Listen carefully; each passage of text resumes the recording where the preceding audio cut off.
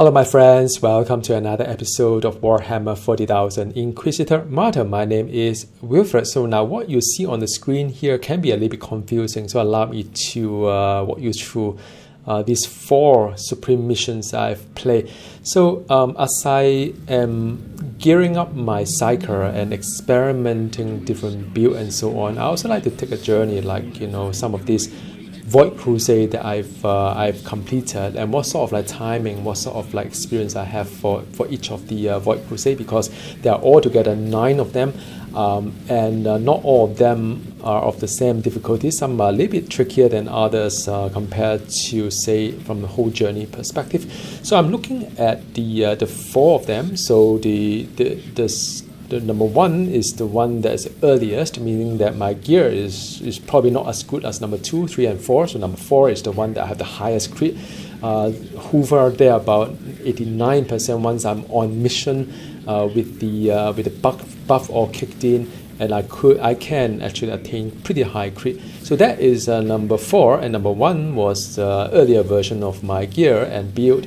That is still a little bit lesser on the crit and a little bit lesser, but it's a bit more on the defensive skill as well. So it's a fine balance between offense and defense, and as I'm getting higher and higher on crit and all the DPS, of course, I need to sacrifice something. What trade-off would be the defensive kind of stats? So I'm feeling a little bit like glass cannon, if that makes sense to you, but it's rewarding because I want to see how far and how fast I can push my Cycle. So now what you see here on the 4 screen, there are a couple of parameters. So the first parameter is the name of the Void Crusade, so it's Ecru, Zircon, Amber, and Crimson.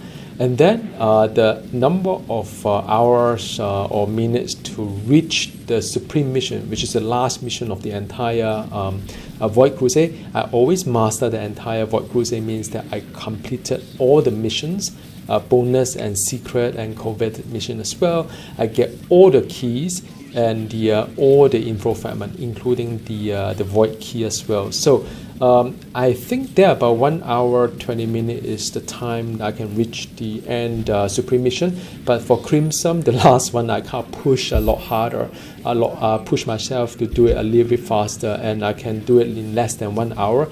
And the mission itself is only about 2 minutes or 3, so I can do it just over 1 hour to complete the entire Void Crusade. So that's pretty cool. The third parameter is the level of the Supreme mission. So they're about 100, 110, 111 would give me a good possibility to get some 90 plus kind of item level gear. So that is the kind of tag there.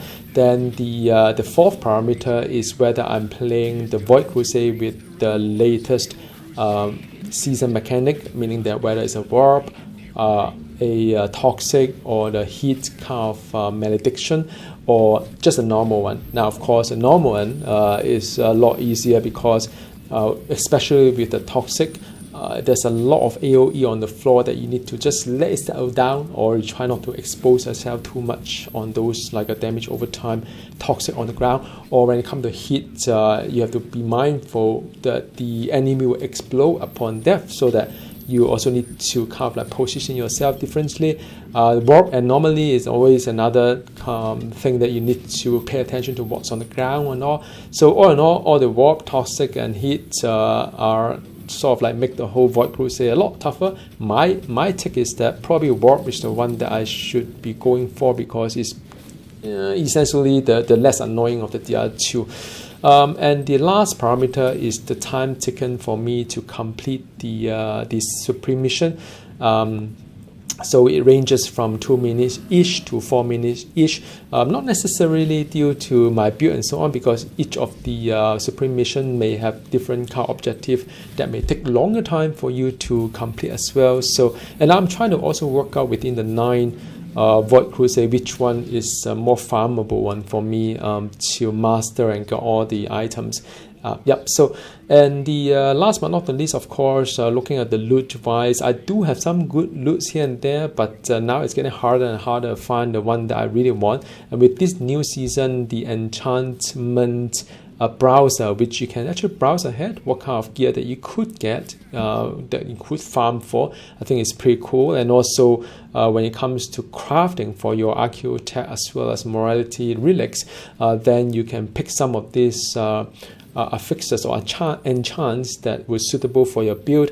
Also have kind of like allow you to understand sometimes you have more maybe primary stat than secondary stat for the items and make the item more attractive. So all in all, very fun for this season. I'm very keen to see how far I can push. And yes, I've completed the season.